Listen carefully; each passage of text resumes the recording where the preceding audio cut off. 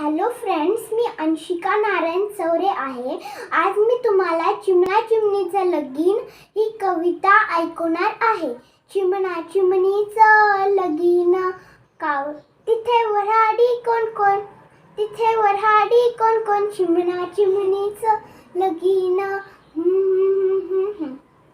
कावळा म्हणे मी सोंगाड्या, वाजवीन भो भो भोंगा, चिमणा चिमणीचं लगीन. मैना म्हणे मी माळीन, टोपली भर फुले मी आणीन, चिमणा चिमणीचं लगीन.